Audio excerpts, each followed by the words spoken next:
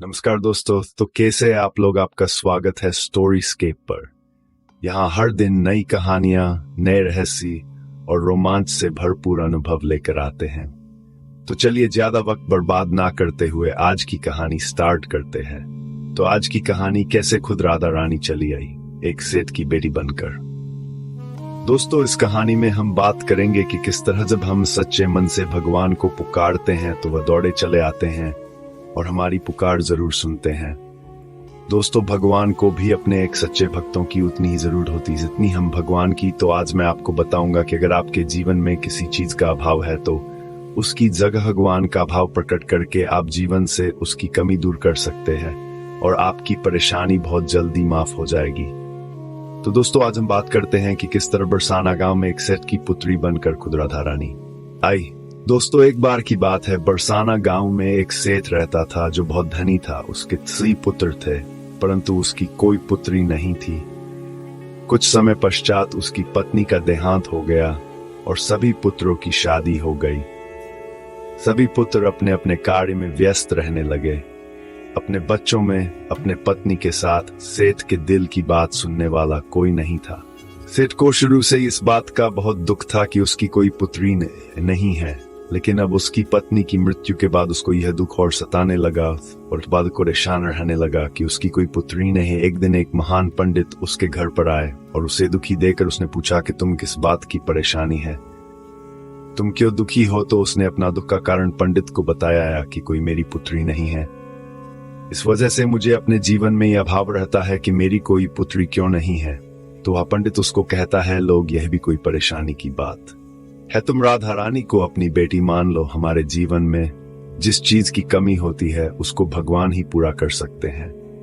परेशान होने से क्या होगा? तुम राधा रानी को अपनी बेटी मानो और उससे अपने दिल की बात किया करो, देखना तुम्हें यह अभाव कभी नहीं सताएगा।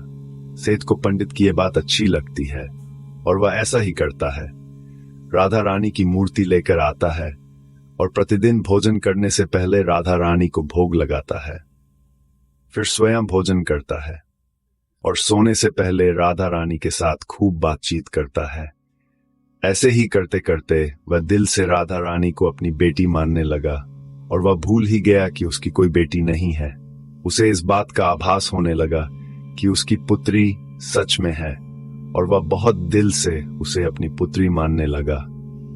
जब तक वह बात ना करता, उसे भोजन ना खिलाता, उसका मन नहीं लगता, और जब वह बात करता तो उसके मन को बहुत संतुष्टि मिलती, जैसे उसे पता नहीं क्या मिल गया हो। तो दोस्तों, एक दिन सेठ के घर पर एक चूड़ी बेचने वाली मनहारन आती थी और वह उसकी बहुओं को चूड़ियां पहना कर जाती थी। एक दिन वह चूड़ी बेचने घर पर आई। उसने सेठ के बेटे की 3 बहुओं को चूड़ी पहनाई उसके साथ। उस साथ जब सेठ की बहुएं चूड़ी पहनकर चली गई तो उसके सामने एक और कन्या आई और उसने कहा कि मुझे भी चूड़ियां पहन दो।